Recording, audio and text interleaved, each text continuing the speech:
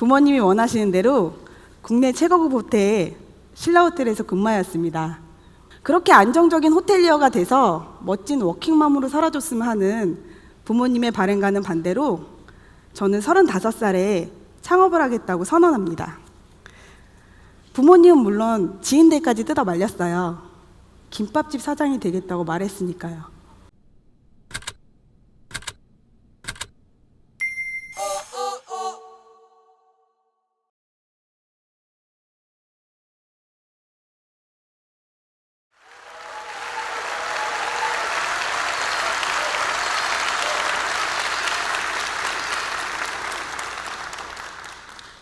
안녕하세요. 요리 좀 하는 여자, 대기업 좀 다니는 여자. 그러나 지금은 새 아이를 키우는 워킹맘이며 김밥을 마는 케이트 분식당 강경희입니다.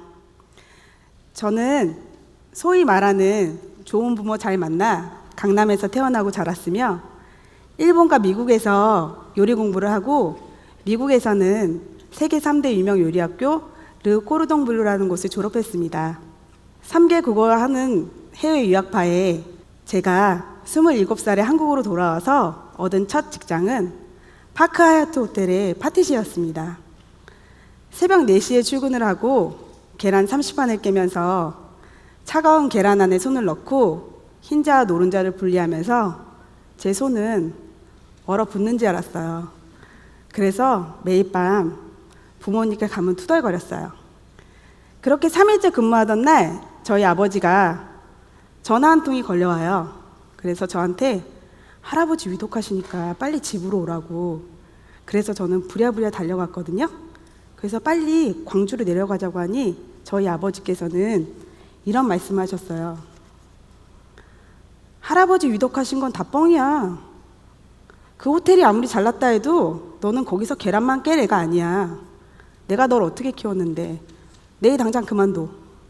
저는 쾌재를 불렀고 저는 그렇게 그만두었습니다. 그리고 이 얘기에서 아실 듯 싶지만 저는 정말 곱게 자랐어요. 저의 두 번째 직장은 부모님이 원하시는 대로 국내 최고급 호텔 신라호텔에서 근무하였습니다. 해외 유학파의 요리 경험에 국내 해외 최고급 식자재 구매를 하는 업무를 하였고 시금 기획 등 여러 가지 멋진 업무를 7년간 경험하였습니다. 그렇게 안정적인 호텔리어가 돼서 멋진 워킹맘으로 살아줬으면 하는 부모님의 바람과는 반대로 저는 35살에 창업을 하겠다고 선언합니다. 부모님은 물론 지인들까지 뜯어 말렸어요. 어린아이 둘 키우면서 장사하는 것도 힘들어 죽겠는데 파티셰가 아닌 김밥집 사장이 되겠다고 말했으니까요. 하지만 제가 35살에 창업을 결심한 이유는 40 전에는 왠지 3번 망해도 다시 일어설 수 있을 것 같아서였습니다. 그리고 이 말은 무섭게도 현실이 되어 돌아왔어요. 그 수많은 업종 중에 제가 김밥을 선택한 건 여러 가지 이유가 있어요. 남녀노소 좋아하는 음식이면서 대를 이을 수 있는 한식이면서 할 때 저는 김밥이 떠올랐고 아침에 바짝 일하고 오후에는 아이들과 시간을 여유롭게 보낼 수 있을 것 같아서 그리고 김밥 하면 단체 주문 떠오르는 건 당연하죠. 그리고 단체 주문은 떼돈 1000만 원을 가져다 줄 것 같아서 시작했어요. 그리고 그렇게 시작한 저희 첫 장사는 너무 잘 됐어요. 그리고 잘 되는 게 당연하다고 생각했어요. 해외 유학파에 최고급 호텔에 근무까지 한 나 강경희 님이 김밥을 만들어 주던데 맛있는 게 당연하지? 라고 이런 거만한 생각으로요.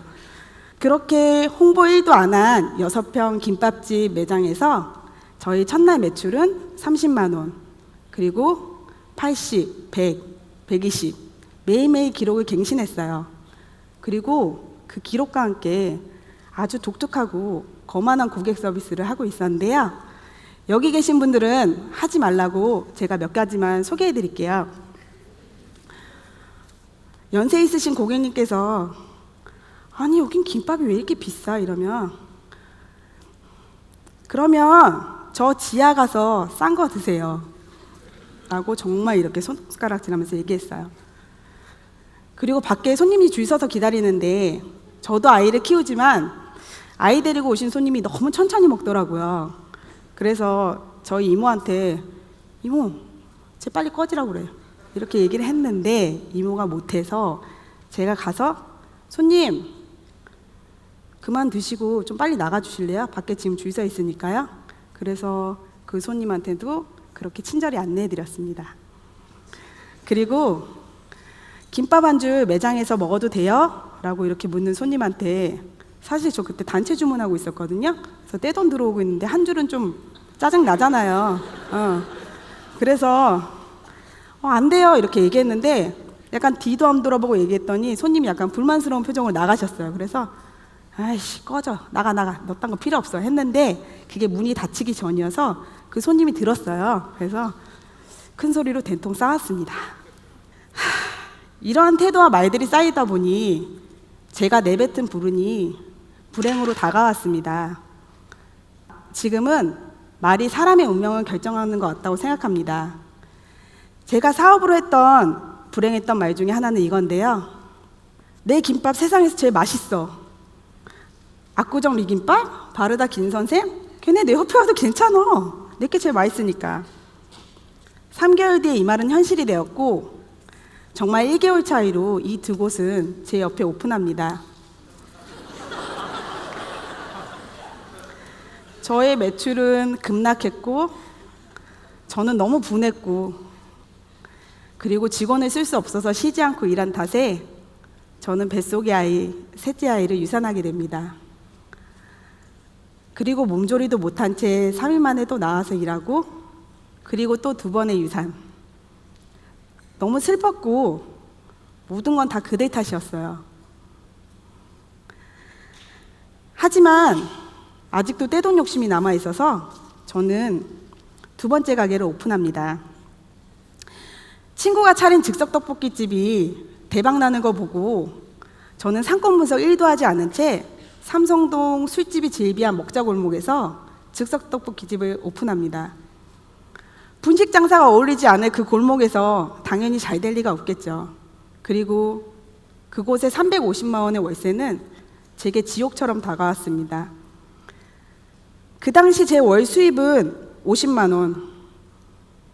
저는 너무 버티기 힘들어서 1억 5천만 원의 손실을 보고 정리합니다. 이렇게 연이은 2번의 실패는 저한테 우울증을 선물했고요. 하지만 그때 제 뱃속에는 그렇게도 원하던 셋째 아이가 있었습니다. 하지만 저는 너무 힘들었기에 그 아이에겐 해서 안 될 말을 해요. 그동안 다른 아이들은 쉽게 나를 떠났는데 너는 왜 끈질기게 나한테 붙어있니? 난 너를 키울 자신이 없는데. 어려운 상황에도 불구하고 청천벽력 같은 소식도 들려옵니다. 아이의 뇌신경이 끊어져서 발달장애가 올 수도 있다고 그렇게 병원에서 말씀했어요. 왜 나쁜 일은 한 번에 찾아오는지 원망도 많이 했지만 제가 할 수 있는 건 기도밖에 없었습니다. 살려달라고, 제발 그렇게 안 되게 해달라고, 한 번만 기회 주시면 정말 열심히 살겠다고. 다행히 아이가 태어났는데 기적같이 건강했습니다.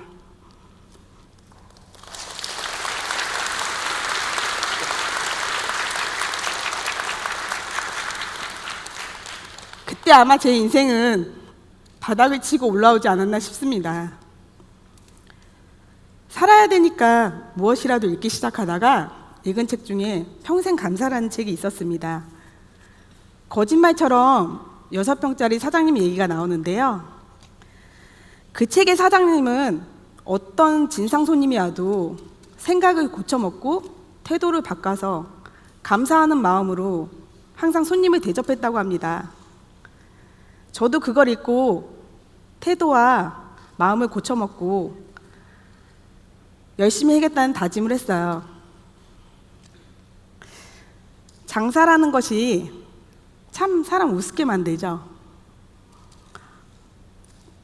해외 유학파에 강남에서 잘 자란 집안의 인재가 2,000원짜리 테이크아웃 커피를 마실 수 없게 되고 일 끝나고 따뜻한 족발 먹고 싶은데 차갑고 딱딱한 족발을 먹을 수밖에 없게 만들더라고요. 그래도 새 아이의 엄마니까 먹고 살아야 하니까.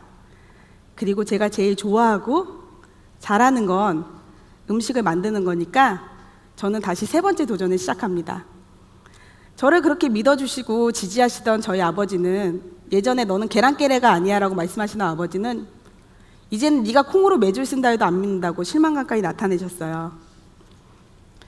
부모님의 후원 없이 대출이랑 마이너스 통장 탈탈 털어서 40년 된 낡은 상가 지하 1층에 아무도 오지 않는 그런, 눈에 띄지 않는 그런 곳에서 책에 나오는 6평보다는 약간 큰 10평 남짓에 그곳에서 제 세 번째 가게가 시작됩니다. 내가 할 수 있을까? 라는 두려움이 있었지만 내가 누군데? 야, 나 강경이야. 난 꼭 재기할 거야. 난 꼭 해낼 거야. 라는 생각으로 하루하루 손님을 대하기 시작했습니다. 1층에 있는 김밥집도 많은데 굳이 저를 찾아주시는 손님들을 위해서는 내가 가진 노하우, 나의 혼을 담은 김밥을 만들어서 선물하자는 마음으로요. 맛, 품질, 책의 사장님처럼 감사하는 태도까지 갖췄는데 그렇다고 기적같이 손님이 올 리는 없겠죠. 2년 전 제 1 매출은 8만 원이었습니다. 전 너무 두려웠어요. 또 망할까 봐요. 그래서 저는 기다리지 않고 서울 시내 어딘가에 있을 제 손님을 한번 찾아 나서야겠다고 생각을 했어요. 그래서 저는 이런 방법들로 재기를 노렸습니다. 김밥을 이용한 수제 도시락을 개발했어요. 남들과 차별화되는 메뉴를 개발해야 됐고 내가 뭘 잘하지 잘 곰곰이 생각을 해봤더니 저는 이전에 요리 좀 배운 여자잖아요. 그래서 저는 샌드위치, 과일, 샐러드 등등, 그래서 김밥을 중심으로 한 수제 도시락을 개발했어요. 근데 도시락은 막상 개발했는데 마케팅을 어떻게 해야 되는지 몰라서 팔로를 찾지 못해 저는 직접 발로 뛰었어요.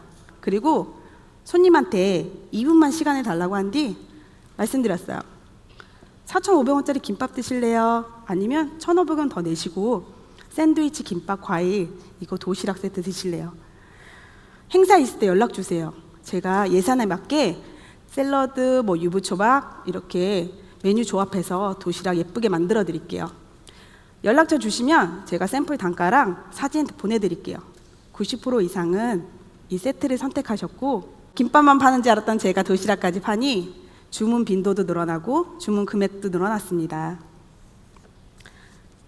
그리고 또 저는 정해진 아침 오픈 시간을 없앴어요. 제가 장사를 하면서 제일 많이 받았던 질문 중 하나가 아침 몇 시에 오픈하세요? 라는 질문이에요. 이전에 저는 새벽 5시에 50주를 준비해달라는 손님한테 단칼에 거절하고 전화를 끊고 이렇게 말했어요. 아이씨, 새벽 김밥 50주 갖고 새벽잠 깨우고 난리야. 하지만 2번 망하고 나니 같은 질문에 이렇게 대답했어요.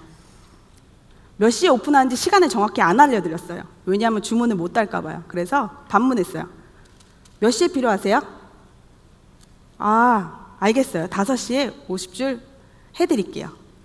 그리고 새벽 3시에 일어나서 엄마 나가지 말라고 발목 붙잡는 내 아기를 발로 정말 이렇게 탁탁 털면서 떼어놓고 한 줄 한 줄 이런 마음으로 만들었어요. 오늘 내 김밥 드시는 손님 중에 1명만 걸려라. 그리고 그 손님이 50명 제발 데려와라. 이런 정성과 바람이 닿았는지 저희 새벽 주문하시는 고객님이 늘어났고 송파뿐만이 아니라 서울 시내 전역에서 주문이 들어오기 시작했습니다. 때로는 장지에 가는 차에 실으려고 새벽 3시에 나와서 일하고 겨울 폭설이 내리던 날 아침 배달하다가 차 사고 나서 350만 원 견적도 나오고 하지만 이런 노력들이 쌓이다 보니 손님들은 저한테 비용을 지불하는 것 외에도 이런 말들을 하기 시작했어요. 이런 이른 시간에 맛있는 음식 먹을 수 있게 해줘서 고맙습니다 라고요. 그리고 저희 일 매출은 일 8만 원에서 최고 기록 625만 원, 2년 전 월 매출 400만 원에서 10배 가까이 뛰어 올랐습니다.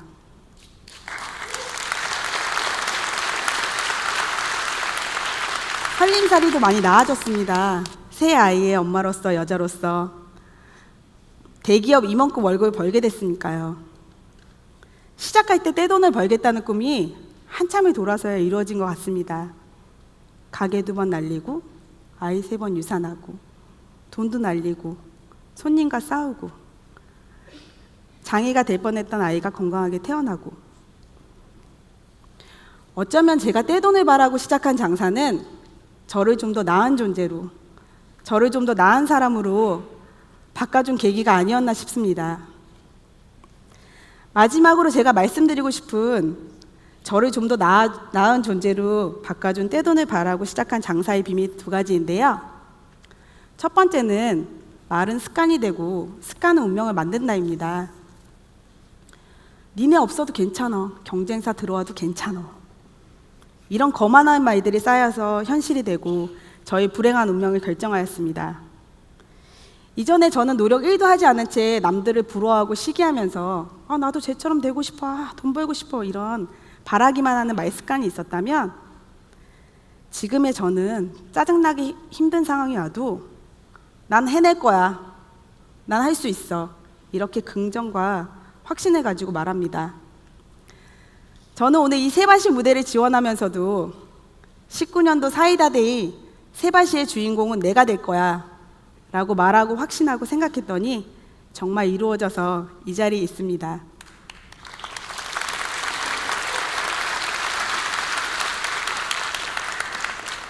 마지막으로는 남 탓하지 말고 매사에 감사하는 태도를 가지세요입니다.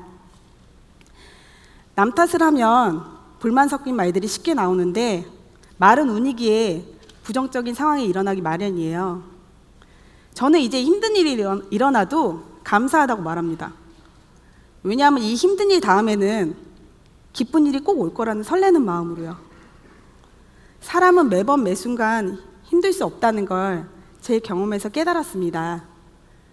고생 끝에 낙이 온다라는 말이 있듯이 힘든 일 다음에는 꼭 우리에게 기쁜 일이 기다리고 있습니다. 이전에 저에게 장사란 것은 손님들이 비용을 지불하고 저는 그저 음식을 판매하는 것이라고 생각했다면 지금은 제가 손님을 대하는 태도와 감사하는 마음까지 판매하는 거라는 걸 깨달았습니다. 저는 이걸 깨닫고 나서는 매일 아침 감사하는 마음으로 하루를 시작합니다. 오늘도 이런 인사를 드리고 이 자리에 섰어요. 매일같이 저희 직원들이 무사히 출근해줘서 감사합니다. 배민 아카데미에서 이런 멋진 기회 주셔서 감사합니다. 오늘 큰 실수하지 않고 세바시 무대 마무리할 수 있게 해주셔서 감사합니다. 여기까지 제 이야기 경청해 주셔서 정말 감사합니다. 감사합니다.